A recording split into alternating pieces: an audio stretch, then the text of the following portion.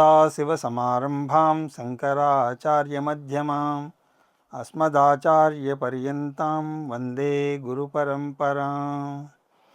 హరి ఓం. రామాయ రామచంద్రాయ రామభద్రాయ వేదసే రఘునాథాయ నాథాయ సీతాయ పతయే నమః.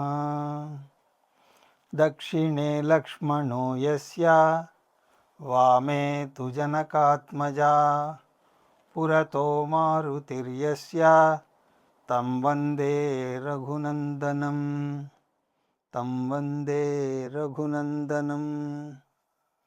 ఓం శ్రీరామచంద్ర పరబ్రహ్మణే నమః. హరి ఓం. స్మరవారం వారం కార్యక్రమంలో ప్రతి ఏకాదశికి జరుపుకుంటున్నటువంటి నామ రామాయణ సత్సంగానికి మీ అందరికీ స్వాగతం. మనం చూస్తున్నటువంటి నామం భార్గవ దర్ప వినాశక రామ. ఈ నామాన్ని ఆధారంగా చేసుకుని ఇప్పటిదాకా మనం పరశురామ స్తుతిని దర్శిస్తూ ఉన్నాం. అందులో పరశురాముల వారు, రామచంద్ర నీ చరణ అనురాగం కావాలి, నీ పాదపద్మములలో భక్తి కావాలి, అలా ఉంటే ఒకడు బాగుపడగలడు అని చెప్పిన తదనంతరం ఈ శ్లోకాల్లో శ్రీ పరశురాముల వారు తమ వ్యక్తిగతమైనటువంటి ప్రార్థనను సమర్పిస్తున్నారు. శ్రీ పరశురాముల వారు రామచంద్ర స్వామిని ఇంకా ఈ విధంగా ప్రార్థన చేస్తున్నారు. అత త్వత్పాదయుగళే భక్తిర్మే జన్మ జన్మని స్యాత్వభక్తిమతాం సంగః అవిద్యాభ్యాం వినశ్యతి. భగవాన్ రామచంద్ర, ఇప్పుడు నా నిజ ప్రార్థనను వినవయ్యా. యాభ్యాం అవిద్యా వినశ్యతి, వేటి చేత అవిద్య తొలగుతుందో, వేటి చేత అవిద్య నశిస్తుందో అలాంటి వాటిని నాకు అనుగ్రహించు. అవిద్య అంటే ఏమిటి? అవిద్య విద్యా విరోధిని అని మనం గత తరగతిలో చూసాం. అవిద్య గనక ఉంటే అది విద్యను ముందుకు కొనసాగనివ్వదు. కాబట్టి వేటి చేత అవిద్య తొలగుతుందో వాటిని నాకు అనుగ్రహించు. ఇంతకీ వేటి చేత అవిద్య తొలగుతుంది? ఒకటి, త్వత్పాదయుగళే భక్తి, నీ దివ్య చరణారవిందముల యందు భక్తిమే అస్తు, నాకు అది ఉండుగాక. ఎప్పుడు ఉండాలి? జన్మ జన్మని, అంటే అన్ని జన్మల్లోనూ, ఎన్ని జన్మలుంటే అన్ని జన్మల్లోనూ నీ పాదపద్మములను అర్చించే భక్తి నాకు ఉండుగాక. అలాగే అట్టి భక్తి ఉన్నవారి యొక్క సహవాసము నాకు లభించుగాక. ఈ రెండు గనక ఉంటే అవిద్య తొలగుతుంది. కాబట్టి అలా భగవాన్ రామచంద్ర, నీ వైభవం నాకు అర్థమైంది, తెలిసింది. ఏదో తెలిసి తెలియక అహంకారంతో గర్వంతో నేను ఎలాగో ప్రవర్తించాను, అక్రమంగా ప్రవర్తించాను. దానికి కారణం ఏమిటో ఇప్పుడు నాకు అర్థమవుతోంది. నా యందు భక్తి పూర్తిగా లేదు. ఆ కారణం చేత ఈ రజోగుణ స్వభావం, ఈ తమోగుణ స్వభావం, అట్టి స్వభావం కారణం చేత సాక్షాత్తు నారాయణువైన నిన్నే నేను ధిక్కరించాను. అంతేకాకుండా పూర్వం నేను తపమాచరించినప్పుడు మహావిష్ణువు ప్రత్యక్షమై నాకు చెప్పాడు, త్రేతాయుగంలో నేను నీకు రాముడినై దర్శనమిస్తాను, సీతాదేవితో కలిసి దర్శనమిస్తాను అని ముందే చెప్పి ఉన్నాడు. కానీ రజోగుణ ప్రభావంలో పడిన వాడనై నేను ఆ విషయాన్ని విస్మరించాను. ఎక్కడ రజోగుణం ఉంటుందో అక్కడ ఈ పరిణామం ఉంటుంది. దేన్ని గుర్తుపెట్టుకోవాలో దాన్ని మర్చిపోతాం. ఇది రజోగుణం యొక్క లక్షణం. దేనిని మర్చిపోవాలో దాన్ని చాలా జాగ్రత్తగా అక్షరం అక్షరం తూచా తప్పకుండా గుర్తుపెట్టుకుంటాం. మనం అందరం కూడా దానికి ఉదాహరణ. ఏది గుర్తుండాలో అది మాత్రం మర్చిపోతాం. కామన్ సెన్స్ ఉండదు అని అర్థం. అందుకు అంటారు common sense is the most uncommon అని. కామన్ సెన్స్ అని ఎందుకంటారో దాన్ని తెలియదు. అది మోస్ట్ అన్కామన్. సాక్షాత్తు నారాయణుడు త్రేతాయుగంలో దర్శనమిస్తాను అని చెప్పినా సరే నేను మర్చిపోయాను. కారణం రజోగుణం. అది ఎందుకు అంత గట్టిగా ఉన్నది అంటే భక్తి లేదు. భక్తి లేని కారణం చేత ఇవన్నీ ఉంటాయి. కాబట్టి స్వామి, నీ పాద పద్మముల యందు నాకు భక్తి కావాలి. ఎప్పటిదాకా? జన్మజన్మని. అలాంటి భక్తి సడలకుండా ఉండేందుకు గాను నీ పాదములను ఆరాధించే భక్తుల సహవాసం కావాలి. కావాలా వద్దా చెప్పండి?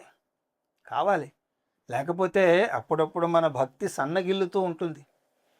భక్తి సన్నగిల్లకూడదు. అంటే భక్త సమూహం కావాలి. రెగ్యులర్గా ఎక్సర్సైజ్ చేయాలి అంటే జిమ్కి వెళ్ళాలి.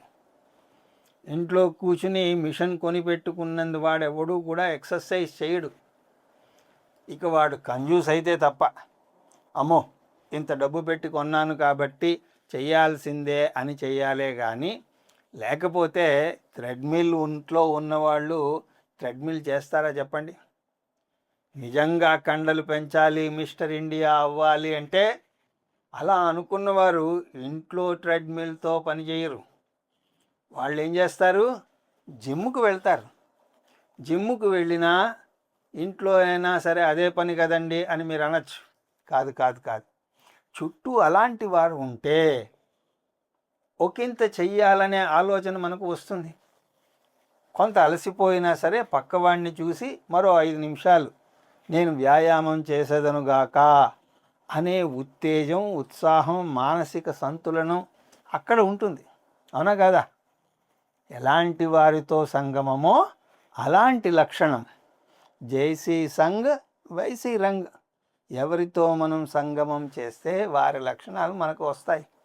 కాబట్టి నా యందు ఉన్న భక్తి దినదిన ప్రవర్ధమానం అవ్వాలి అంటే ఏకైక మార్గం భక్తుల యొక్క సహవాసం. అట్టి భక్తుల యొక్క సహవాసను కూడా నువ్వే అనుగ్రహించాలి. ఎందుకంటే నేను ఎంత ప్రయత్నం చేసినా సరే భక్తుల సహవాసం నుండి చ్యుతి పొందుతూనే ఉంటాను. కారణం, నాకు ఈ ప్రపంచం మీద వ్యామోహం ఉన్నది. కాబట్టి భక్తుల యొక్క సహవాసం బోరుగా ఉంది అని నాకు అనిపిస్తూ ఉంటుంది. కాబట్టి నువ్వే అనుగ్రహించు. అలాగా నీ పాద కమల సేవయు నీ పాదార్చకులతోడి నెయ్యము. నెయ్యమండి, కయ్యం కాదు. కయ్యం వద్దు, నెయ్యము. అది నాకు కావాలి స్వామి అని చెప్పి లోకే త్వద్భక్తి నిరతా త్వద్ధర్మామృత వర్షిణ పునంతి లోకమఖిలం కిం పునఃస్వకులోద్భవాన్. నీ భక్తుల యొక్క గొప్పదనం అంతా ఇంత అని చెప్పనేల స్వామి. త్వద్భక్తి నిరతాః, నీ భక్తులు ఈ లోకంలో త్వద్ధర్మామృత వర్షిణ, వారు నీ దివ్య గుణములను వర్షిస్తూ ఉంటారు. కాబట్టి ప్రతి భక్తుడు చేస్తున్న పని ఏమిటి అంటే, ప్రతి భక్తుడు భగవానుడి శరీరం అయ్యాడు. కారణం, భక్తుడి యందు కానవచ్చే సమస్త గుణాలు ఈశ్వరుడి గుణాలే. ఈశ్వరుడిని ఉన్నట్టుని మనం పట్టుకోలేం. కాబట్టి ఈశ్వరుడు మనకు అర్థం కాడు. కాబట్టి ఈశ్వర కృపను మనం అనుభవించలేం. కాబట్టి ఈశ్వరుడు మహాసముద్రం అనుకోండి. నా పంట పొలాలు తడవాలి అంటే సముద్రం రాదు. ఈ పొలం తడవాల్సి ఉన్నది, అప్పుడు కానీ 4 గింజలు పుట్టవు. కానీ సముద్రం తనంతట తాను వస్తే అది రాదు. ఒకవేళ వచ్చిందనుకోండి అంతా ఊడ్చుకుపోతుంది. దాన్ని సునామీ అంటారు. అప్పుడు ఏమవుతుంది? మేఘాల రూపంలో ధరించి సముద్రం వస్తుంది. మేఘముల ద్వారా వర్షింపబడే జలం ఎక్కడిది? ఆ సముద్రంలోంచే కదా వస్తోంది. అలా సముద్రమే మేఘరూపం ధరించి వ్యవసాయ క్షేత్రాలను తడుపుతున్నట్టుగా, బీడువారినటువంటి నేలను వర్షంతో తడుపుతున్నట్టుగా నా హృదయం బీడువారి ఉన్నది. ఈశ్వరుడు అనే మహాసముద్రం ఏమిటో నాకు తెలియదు. కాబట్టి నీ భక్తులు ఎటువంటి వారు? మేఘాల వంటి వారు. వారు నీ ప్రేమను, నీ దయను, నీ కృపను, నీ అనుగ్రహాన్ని, నీ జ్ఞానాన్ని, నీ ధర్మాన్ని సతతము ఈ లోకం యందు వర్షిస్తూ ఉంటారు. అనగా భక్తులందరూ కూడా భగవానుడి శరీరం అయి ఉన్నారు. ఇప్పుడు భగవానుణ్ణి అనుభవించాలి అంటే భక్తుడు సన్నిధి ఉంటే చాలు. అది అనుభవంనకు మొదటి స్థితి. ఆ అజ్ఞానం పోయేంత వరకు భక్తుల ద్వారా అనుభవించాలి. ప్రతి భక్తుడి సన్నిధి భగవానుడిని అనుభవించేందుకు మార్గం. అలాగా త్వద్ధర్మామృతవర్షిణ త్వద్భక్తి నిరతా, ఇలాంటి భక్తులు పునంతి అఖిలం లోకం, వారి ఉపస్థితి మాత్రం చేత అఖిల లోకాల్ని పవిత్రం చేస్తారు. అలాంటి వారు ఎక్కడ కాలు పెడితే అదే తీర్థం. అలాంటి వారు గొంతెత్తిని నామ సంకీర్తన చేస్తే అదే వైకుంఠం. అది ఎలా అవుతుంది అంటే, మద్భక్తా యత్ర గాయంతి తత్ర తిష్టామి నారద అని ఎవరన్నారు? స్వామే కదా చెప్పింది. నా భక్తులు నా కొరకు ఎక్కడ గానం చేస్తారో, నా వైభవ స్మరణ ఎక్కడ చేస్తారో అహం తత్ర తిష్టామి, నేను అక్కడ ఉంటాను. నారాయణుడు ఉంటే అదేమవుతుంది? వైకుంఠం కాలేదా? విష్ణువు ఉంటే వైకుంఠం అవుతుంది కదా. అలాగా ఈ భక్తులు ఎక్కడ కూర్చుంటే అదే వైకుంఠం. భక్తుడెందు జనిన పరదెంచు వెనువెంట కోడి వెంట దవులు దూడబంగి, దేవుడే చెప్పుకున్నాడు. భక్తుడు ఎటుపోతే అతని వెనకాతలు నేను వెళ్ళిపోతాను అని. ఎలాగా? కోడి వెంట దూడపోయినట్టుగా ఉంటుంది. కాబట్టి నా భక్తుడి ముందు నేను పరతంత్రుడిని అని స్వామే స్వయంగా చెప్పుకున్నారు. కాబట్టి పరశురాముల వారు అంటున్నారు, నీ భక్తుల సాంగత్యము లభించడం అంతకంటే అదృష్టం ఏమిటి? పునంతి లోకమఖిలం, ఎంత పాపాత్ముడైనా సరే వారి సాంగత్యమును సుఖమును గనక పొందితే వారు పవిత్రుడైనట్టుగా. ఎలాగైతే అపవిత్రమైనటువంటి వస్తువు అయినా సరే గంగా జలమును ప్రోక్షిస్తూనే అది పవిత్రమవుతోంది కదా, ఆ విధంగా నీ భక్తుల యొక్క దివ్య సన్నిధి సమస్తమును పవిత్రం చేస్తుంది. కిం పునః స్వకులోద్భవాన్, లోకాలనే పవిత్రం చేసే ఆ మహాత్ములు ఇక వారి స్వకులము విషయముగా చెప్పవలసిందేమున్నది? అలాంటి భక్తుడు ఈ కులంలో జన్మిస్తే 14 తరాలు పునీతమైపోతాయి. అటు 7 తరాలు, ఇటు 7 తరాలు, తల్లిగారి వైపు 7 తరాలు, తండ్రి గారి వైపు 7 తరాలు కూడా పవిత్రమైపోతాయి. అంటే అతడు తాను జన్మించిన కులమును పవిత్రం చేస్తాడు. తాను ఎక్కడ ఉంటే ప్రదేశాన్ని పవిత్రం చేస్తాడు. ఒక్క మాటలో అటువంటి వారి సాంగత్యం అత్యంత పవిత్రము. కనుక హే భగవాన్, నాకు భక్తుల సహవాసంని అనుగ్రహించు అని అన్నారు. ఇక్కడ మీరు జాగ్రత్తగా చూడాలి. ఎదుట ఉన్నది నారాయణుడు, అడుగుతున్నది మహాభక్తుడు. కానీ నాకు మోక్షాన్ని అనుగ్రహించు అని అనడం లేదు. చూసారా? నారాయణ నాకు మోక్షాన్ని ఇవ్వు అనడం లేదు. నారాయణ నాకు భక్తుల సాంగత్యాన్ని, నీ భక్తిని ఇవ్వు చాలు అని అంటున్నారు. అదేంటయ్యా అలా అడుగుతున్నావు అంటే, ఈ రెండు వస్తే వచ్చేది మోక్షమే, మోక్షం వచ్చి తీరుతుంది. అలా కాకుండా నేను మోక్షాన్ని అడిగితే నీవు ఈ రెండింటినే ఇస్తావు. ఎందుకు? మోక్షం రావాలి అంటే పద్ధతి ఇది, అర్థమవుతోందండి. కాబట్టి శ్రీ భార్గవరాముల వారు ఏం చెప్తున్నారు? సాధన చేసేందుకు నేను సిద్ధంగా ఉన్నానే తప్ప సాధన చేయకుండా మోక్షం ఇవ్వు అంటూ ఈ ట్రాఫిక్ సిగ్నల్ దగ్గర అడుక్కునే బిచ్చగాళ్ళల్లాగా నేను లేను. భక్తుడు సాధనకు సిద్ధంగా ఉంటాడు, పురుషార్థానికి సిద్ధంగా ఉంటాడు. అంతేగాని మోక్షం దేదో బాబా, మోక్షం దేదో బాబా, బాబా మోక్షం దేదో అంటూ ఇలా అడుక్కు తినే వ్యవహారం కాదు. కాబట్టి నేను సాధనకు సిద్ధంగా ఉన్నాను అని ప్రార్థన చేసి, నమోస్తు జగతాం నాదా నమస్తే భక్తి భావన నమ కారుణికానంత రామచంద్ర నమోస్తుతే. హే రామచంద్ర నమోస్తుతే, నీకు నా నమస్కారం. ఎలాంటి వాడివి నువ్వు? జగతాం నాథ, ఈ జగన్నాథుడివి. నీవు ఒక జగత్తుకే కాదు, అనేక కోటి బ్రహ్మాండాలకు నాథుడివి. అలాంటి నీకు నేను నమస్కారం. నమస్తే అంటే నమస్తే అస్తు భగవన్ విశ్వేశ్వరాయ అని మనం కూడా అంటూ ఉంటాం కదా. జగన్నాథుడవైన ఓ స్వామి, నీకు నా నమస్కారం. కానీ ఈ పదాలు ఏమిటి? ఈ పదము పలుకుతూ ఉండగా మన భావం కూడా ఒకటి కావాలి, అవునా కదా? జగన్నాథ అన్నప్పుడు ఏ భావం కావాలి? నమస్తే అస్తు భగవన్ విశ్వేశ్వరాయ అన్నప్పుడు ఏ భావం కావాలి? మనము పలికే ప్రతి మాటకు తగినటువంటి భావం ఉండాలా వద్దా? చెప్పండి, ఉండాలా వద్దా? ఒక మిత్రుడు భావం లేకుండా ఏదో పైన ఏదైనా అంటే మనం ఏమంటాం?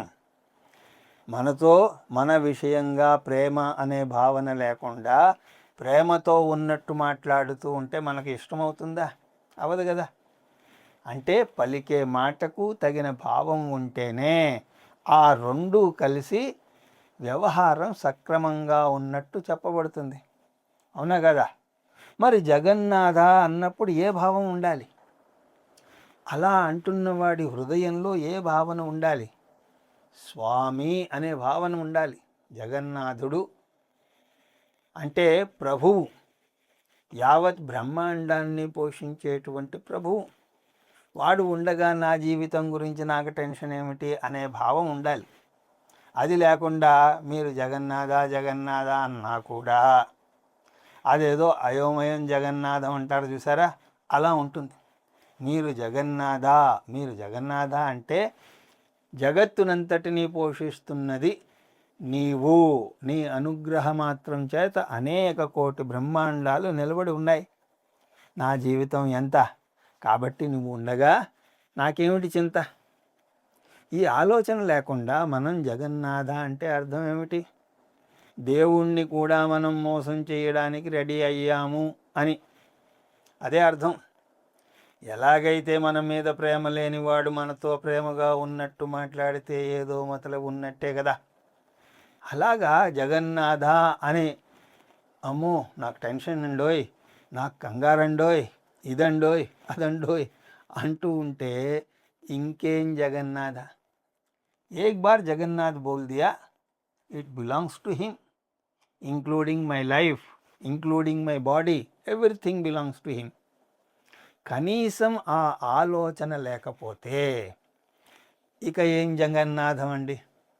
కాబట్టి జగన్నాథ నీవు ఉండగా నాకేమిటి? ఇక నీ అనుగ్రహం ఉండగా ఈ జీవితం గురించి నేను ఆలోచించాల్సినటువంటి పని లేదు.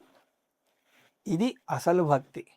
ఎవడైతే తన జీవితం గురించి తానే ఎక్కువగా ఆలోచిస్తూ ఉంటాడో వాడికి దేవుడి మీద భక్తి లేదు. భక్తుడి తల ఎప్పుడు చాలా ఫ్రీగా ఉంటుందండి. ఎందుకంటే వాడు ఆలోచించడు. అదేమిటండి అంటే ఆలోచించడానికి ఒకడు ఉన్నాడు కదా, మనం ఎందుకు ఆలోచించడం? మళ్ళీ వాడి ఆలోచనకు అనురూపంగా మనం ఆలోచిద్దాం. అర్థమవుతోందా? భక్తుడి ఆలోచనలన్నీ కూడా ఎలాంటివి అంటే, ఏదో కంపెనీ నడిపేవాడు ఉన్నాడు, ఒక యజమాని ఉన్నాడు, నేను ఆ కంపెనీలో పనిచేస్తున్నాను. ఆ యజమాని ఆలోచనకు అనురూపంగా నా ఆలోచన, అంతేగాని అసలు తలనొప్పి ఎవరిది? యజమానిది, నాకెందుకు? అలాగా జగన్నాథుడైనటువంటి స్వామి ఆలోచన ఆయనది. ఆయన ఆలోచనకు అనురూపంగా నేను ఆలోచిస్తే చాలు. కాబట్టి సహజంగానే భక్తుడి తల ఖాళీగా ఉంటుంది. ఒక భక్తుడు అన్నాడు, నేను ఏది అనుకుంటే అది జరుగుతుంది అంటే చుట్టుపక్కల ఉన్నవాళ్ళు అన్నారు, అబ్బా ఎంత మహిమ, ఎంత మహిమ. మనకు అదే గొడవ. భక్తుడంటే మహిమలు ప్రదర్శించాలని, ఏది నేను అనుకుంటే అది జరుగుతుంది అన్నాడు. ఇది ఎలాగా అంటే, దేవుడు ఏది అనుకుంటే అదే నేను అనుకున్నట్టే. అంతే. కాబట్టి నేను అనుకున్నట్టే అన్నీ జరుగుతున్నాయి. అది జగన్నాథ అంటే. అలాంటి భావన ఉండాలి లోపల. నమోస్తు జగతాం నాథ, నమస్తే అస్తు భగవన్ విశ్వేశ్వరాయ. ఈ విశ్వంలో ఒక అణువు కదా. మన జీవితం గురించి అయోమయం ఎందుకు, భారం ఎందుకు, ఆలోచన ఎందుకు? ఆలోచనలు ఉండాలి, కానీ ఎలాగా? భగవత్ ఆలోచనకు అనురూపంగా ఉంటే చాలు. మనం సొంతంగా ఆలోచించాల్సినటువంటి పని లేదు. తక్కువేమి మనకు రాముండొక్కడుండు వరకు. నమస్తే అంటే భక్తి భావన, భక్తి చేత లభించే ఓ స్వామి నీకు నమస్కారం. నమ కారుణికానంత, అనంతమైన కరుణయే రూపముగా కలిగినటువంటి ఓ స్వామి నీకు నమస్కారం. రామచంద్ర నమోస్తుతే, అలా రామచంద్ర స్వామికి నమస్కారం చేశారు భార్గవరాముల వారు. దేవయద్యత్కృతం పుణ్యం మయా లోకే జిగీషయా తత్సర్వం తవ బాణాయ భూయాత్రామనమోస్తుతే. హే దేవా, యద్యత్ పుణ్యం మయా కృత్వం లోక జిగీషయా, ఆయా పుణ్యలోకాలన్నింటినీ పొందవలెనే కోరికతోటి ఏ పుణ్యకర్మలు నేను చేశానో, ఎంత పుణ్యమును నేను సంపార్జించానో, తత్సర్వం అంతా తవ బాణాయ, మీరు బాణం పెట్టి నిలబడ్డారు, గుర్తున్నది కదా. ఆ విషయం మర్చిపోకండి. రామచంద్రస్వామి బాణం పట్టుకుని రెడీగా ఉన్నారు. 2 ఆప్షన్స్ ఉన్నాయి నీకు. నీ పాదాలను ఖండించనా, లేక నీ పుణ్యమును హరించనా, ఏదో ఒక దాని మీద ప్రయోగించక తప్పదు అని అన్నారు కదా. అలా నిలబడి ఉన్నారు కదా స్వామి. శ్రీ భార్గవరాముల వారు అంటున్నారు, నేను ఆయా లోకాలను అనుభవించేందుకు గాను చేసినటువంటి సమస్త పుణ్యకర్మను, సమస్త పుణ్యలోకాలను తమ బాణానికి సమర్పిస్తున్నాను. రామా నమోస్తుతే, ఏ రామచంద్ర నీకు నమస్కారం. తతః ప్రసన్నో భగవాన్ శ్రీరామ కరుణామయః ప్రసన్నోస్మి తవ బ్రహ్మన్ యత్తే మనసి వర్తతే దాస్యే తదఖిలం కామా మా కురుష్వాత్ సంశయం. తతః అప్పుడు ప్రసన్నః భగవాన్ శ్రీరామ, అత్యంత ప్రసన్నుడైన శ్రీరామచంద్రుల వారు కరుణామయః, కరుణామయే, కరుణయే తన స్వరూపంగా కలిగిన వాడు ఇలా అన్నాడు, ప్రసన్నోస్మి తవ బ్రహ్మన్, ఓ బ్రాహ్మణోత్తమా, మేము నీ విషయముగా ప్రసన్నులమైనాము.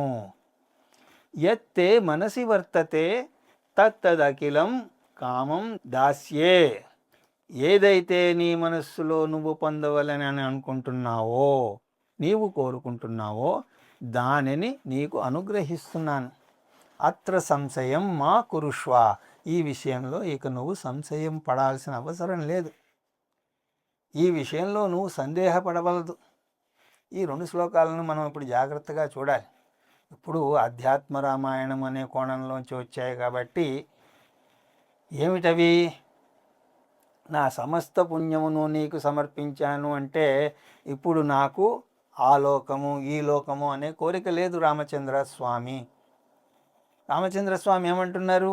నీవు సమస్తమును నాకు సమర్పించావు కాబట్టి నీ మనసులో ఏది కోరుకుంటున్నావో దాన్ని నేను తీరుస్తున్నాను, దానిని నీకు ఇస్తాను. దాస్యామి పుణ్యలోకాలన్నింటినీ సమర్పించిన వాడికి కూడా ఇంకో కోరిక ఉంటుందా చెప్పండి?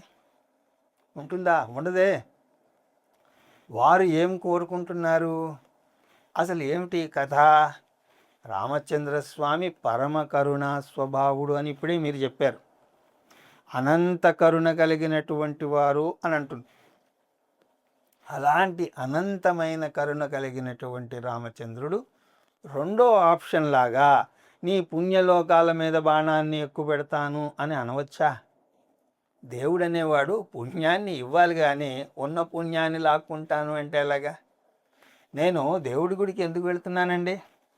పుణ్యం వస్తుందని. యజ్ఞం ఎందుకు చేస్తున్నాను? పుణ్యం వస్తుందని. భజన ఎందుకు చేస్తున్నాను? పుణ్యం వస్తుందని. దేవుడి పేరు చెప్పుకొని పుణ్యం పొందాలని నేను చూస్తుంటే ఈ దేవుడు ఎవరయ్యా నీ పుణ్యం మొత్తం మీద నేను బాణాన్ని ఎక్కువ పెడతాను అంటున్నాడు. ఎక్కువ పెట్టడమే కాదు, ఇచ్చి తీరాల్సిందే అంటున్నాడు. దేవుడు తాను అత్యధికంగా ఇష్టపడే భక్తుడి విషయంలో పుణ్యం మీదే బాణం ఎక్కువ పెడతారు. కారణం, ఈ భక్తుడు పాపాన్ని దాటాడు, కానీ పుణ్యం బంధిస్తోంది. ఇప్పుడు ఇతడి పుణ్యం వలన పుణ్యలోక ప్రాప్తి ఉన్నదా లేదా? శుభమునకు శుభలోక ప్రాప్తి, అశుభమునకు అశుభలోక ప్రాప్తి తప్పదు. ఏ లోకమైతేనేమి సంసారమే కదా అంతా. కాబట్టి ఓ భక్త, నీ పుణ్యమును నాకు ఇచ్చేయి, లేకపోతే అది నిన్ను మళ్ళీ తిప్పుతూ ఉంటుంది. పుణ్యం చేత కూడా నువ్వు తిరుగుతూ ఉంటావు. మళ్ళా నీ లక్ష్యం పరమాత్ముడు తప్ప మరొకటి కాకూడదు. అది ఇక్కడ తత్వ సందేశం. అర్థమవుతోందండి? కాబట్టి పుణ్యమును లాక్కోవడం అంటే అది అర్థం. అదేదో కోపంతో చేసినటువంటి పని కాదు. ఈ భక్తుడికి ఈ విషయం తెలుసు కాబట్టి సంతోషంగా పుణ్యాన్ని సమర్పించాడు. పాపం లేనే లేదు, పుణ్యం కూడా సమర్పింపబడింది. ఇప్పుడు స్వామి అంటున్నారు, నీ మనస్సులో నువ్వు దేనిని కోరుకుంటున్నావో దానిని నేను నీకు అనుగ్రహిస్తాను. ఇక పాపము వద్దు, పుణ్యము వద్దు అన్నవాడు దేనిని కావాలని అడుగుతున్నాడు? మోక్షం, అంతే కదా. ఈ మూడింటిలో ఏదో ఒకటి అడగాల్సిందే. కానీ పరశురాముల వారు ఆ మాట అసలు ఎత్తలేదు కదా అనొచ్చు మీరు. కానీ నీ పాదముల యందు భక్తి, నీ పాద సేవకులతో మైత్రి, సత్సంగము, సౌఖ్యము అని అన్నారా లేదా? కాబట్టి వారు మోక్ష సాధనలను అడిగారు. మోక్షము అనే తలంపు లేని వాడికి మోక్ష సాధన ఎందుకు చెప్పండి? ఎందుకు అడుగుతాడు? అడగడు కదా. కాబట్టి యత్తే మనసి వర్తతే, నీ మనస్సులో ఏమున్నాదో దాన్ని నీకు అనుగ్రహిస్తాను అంటే నీకు మోక్షం ప్రసాదింపబడుతున్నది అని అర్థం. నీవు మోక్షంతో నా స్వరూపమును తెలుసుకుంటావు అని కూడా అర్థం. తత ప్రీతేన మనసా భార్గవో రామమబ్రవీత్. ఈ విధంగా భక్తుడు, భగవంతుడు ఇద్దరూ కూడా ఆనందాబ్దిలో ఓలలాడుతూ నిలబడ్డారు. తతః అప్పుడు, ప్రీతేన మనసా చాలా సంతోషం కలిగినటువంటి మనస్సుతో, భార్గవ రామం అబ్రవీత్, భార్గవరాముడు శ్రీరాముడితో ఇలా అన్నారు. ఇంకా ఏమంటున్నాడండి అంటే, యది మేనుగ్రహో రామా తవాస్తి మధుసూదన త్వద్భక్త సంగ త్వత్పాదే దృఢాభక్తి తదాస్తు మే. రామచంద్ర, ఇది ఒకవేళ మీకు నా యందు అనుగ్రహ బుద్ధి ఉంటే, త్వద్భక్త సంగ, మీ భక్తుల సహవాసము మాత్రం నాకు సదా అనుగ్రహించు. త్వత్పాదే దృఢా భక్తి, నీ పాదముల యందు దృఢమైనటువంటి భక్తి ఉండేలాగా నాకు అనుగ్రహించు.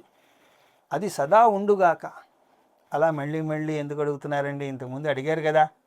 ఆ సాధన యొక్క గొప్పదనం మీరు నేను అర్థం చేసుకునేందుకు అవకాశం వచ్చినప్పుడల్లా ఆ రెండు పదాలనే భార్గవరాముడు ప్రయోగించటం ఎందు వారికేదో మతిస్థిమితం లేక పాడిందే పాటరా అన్నట్టుగా పాడుతున్నారు అని కాదు. మీరు నేను మన దృష్టి అక్కడికి తేవాలని, అలా స్వామిని నువ్వు మోక్షం అనుగ్రహించేవాడివే. కానీ నా కోరిక మాత్రం ఇదే, నీ భక్తుల యొక్క సంగమము, నీ పాదముల యందు భక్తి. అంతేకాదు ఓ స్వామి, స్తోత్రమే తత్పఠేద్యస్తు భక్తిహీనోపి సర్వదా త్వద్భక్తస్య విజ్ఞానం భూయాదంతే శృతిస్తవా. నేను నిన్ను ప్రశంసిస్తూ యశోగానము చేస్తూ ఈ స్తోత్రమును ఆలపించాను కదా.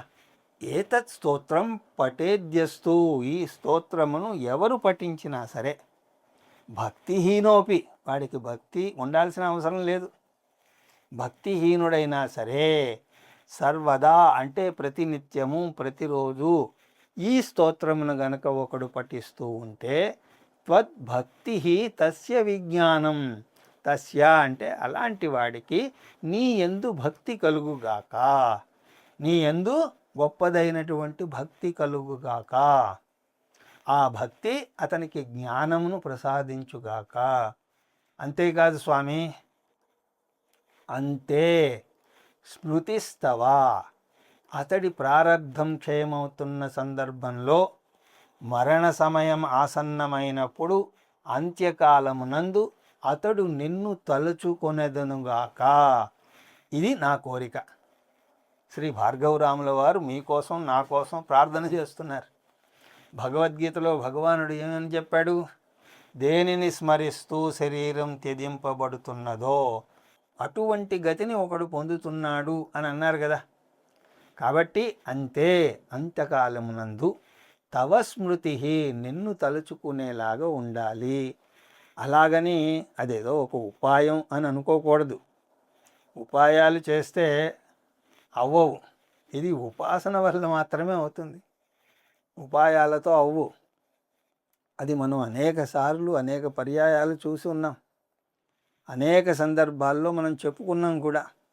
మరణమాసన్నమైన సమయంలో మనం ఏ అపస్మారక స్థితిలో ఉంటామో ఎవరికి తెలుసు, ఏమవుతూ ఉంటుందో ఎవరికీ తెలియదు.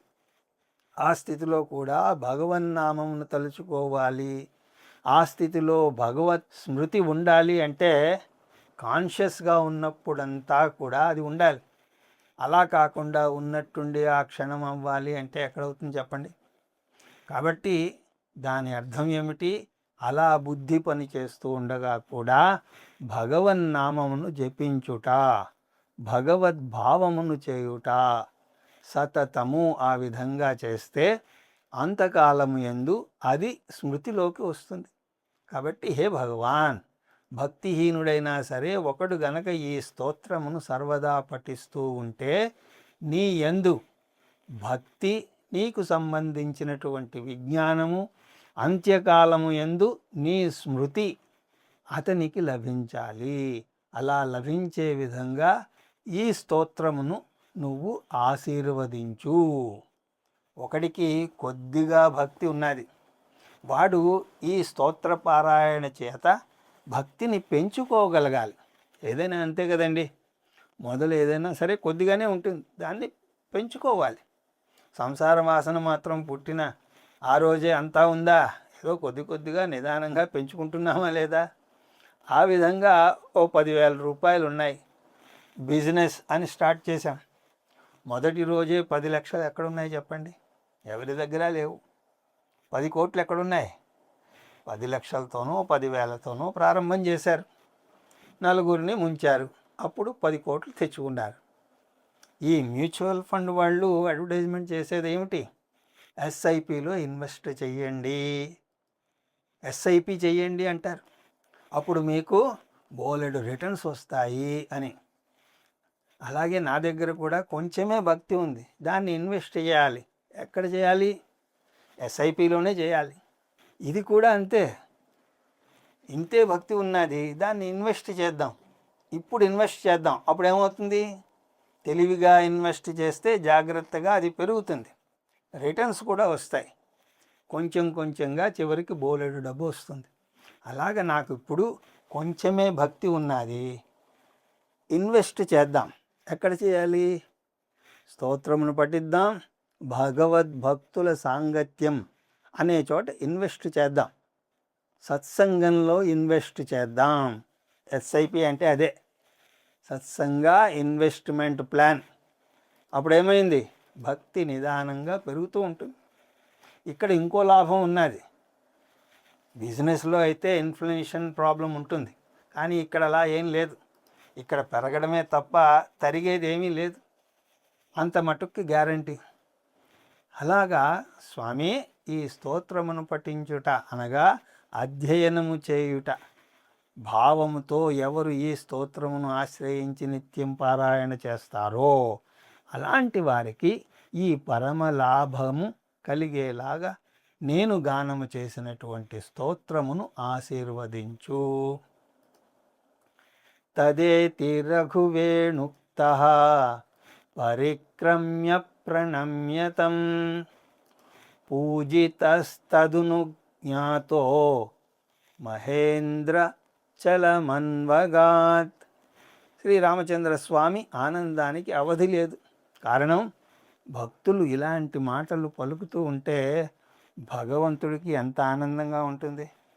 కాబట్టి వెంటనే వారు అన్నారు కదా, తదాస్తు తథా ఇది రఘువేణ ఉక్త.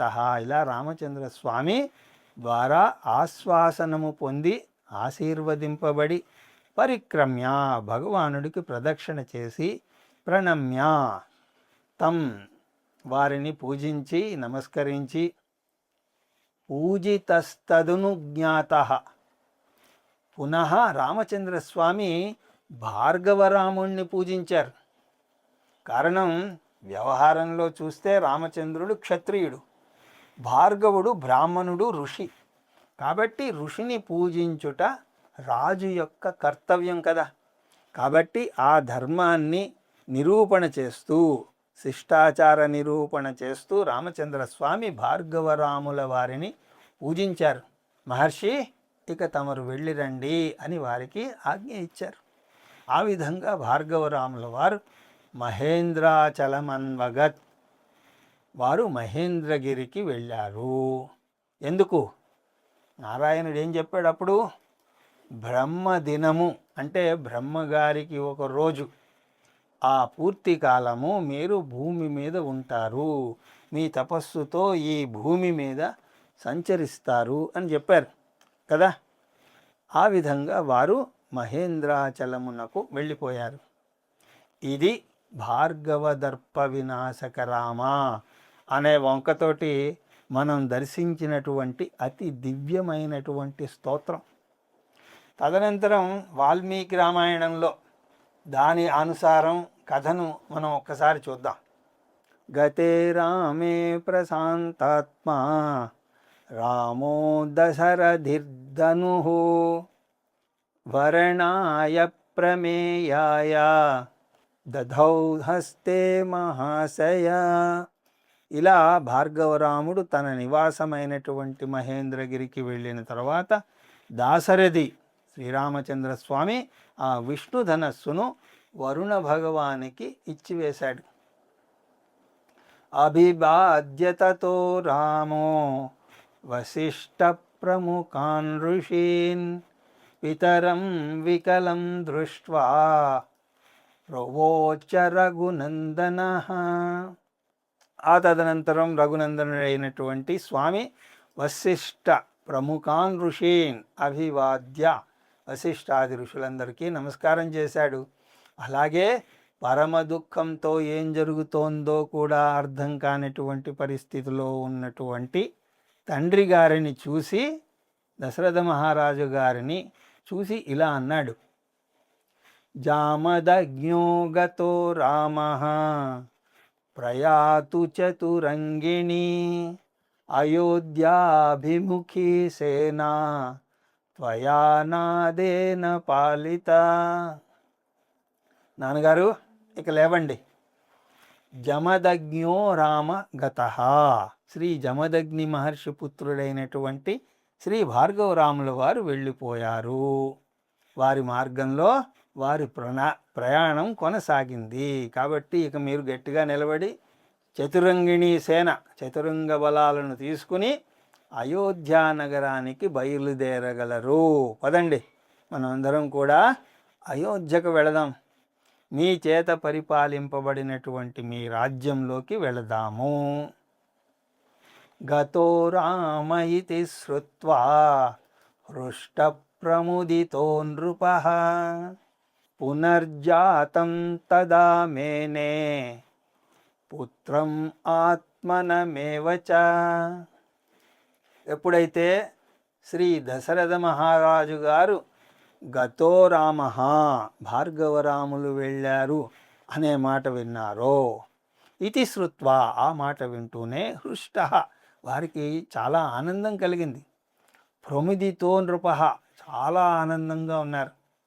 ఆ ఆనందం ఎటువంటిదిట? పునర్జాతం తదా మేనే మళ్ళీ పుట్టామా కొత్తగా అన్నంత సుఖంగా ఉన్నది. పరశురాముల వారు మృత్యువు వలె కనిపించారు కదా, కాబట్టి పుత్రం ఆత్మేనమేవచ అంటే తాను తన పుత్రుడు కూడా రామచంద్రుడు కూడా మళ్ళీ జీవించారు అన్నంత సంతోషాన్ని పొందుతున్నాడు శ్రీ దశరథుల వారు. మనం కూడా అంటూ ఉంటాం కదా, చచ్చి బతికామండి అని. ఆ విధంగా దశరథుల వారు అంటున్నారు. కానీ రామచంద్రుడికి ఆ భావన ఏం లేదు, రామచంద్రస్వామికి అట్టి ఆలోచన లేదు. కానీ పుత్రవాత్సల్యం కారణం చేత దశరథుల వారి యందు అలాంటి భావం వచ్చింది. అమ్మయ్య, నాకు నా కుమారుడికి ఆపద తప్పింది, నా కుమారుణ్ణి వదిలివేశాడు భార్గవుడు, కాబట్టి నా కుమారుడు మళ్ళీ జీవించినట్టే, పునర్జీవితుడైనట్టే, నన్ను కూడా వదిలేశాడు అంటే ఏమయ్యా బాబు, నిన్ను అసలు ఏమీ అనలేదు కదా అంటే, కుమారుడికి ఏదైనా అయి ఉంటే నేను బ్రతికి ఉండేవాడినా? పుత్రవ్యామోహం దశరథుల వారికి అధికంగా ఉన్నది. కాబట్టి కుమారుడి విషయంగా ఏదైనా ఆపద సంభవించి ఉన్నట్టయితే నా పరిస్థితి ఏమై ఉండేది? కాబట్టి పుత్రుడిని వదిలేసిన కారణం చేత శ్రీ భార్గవరాముడు నాకు కూడా ప్రాణభిక్ష పెట్టాడు, అంటే నేను కూడా పునర్జీవితుడైనాను అన్నంతగా సంతోషంగా వారు అయోధ్యాపురి వైపు ప్రయాణం కొనసాగించారు. ఆ తదనంతరం వచ్చే నామము శ్రీమద్ అయోధ్యా పాలకరామ.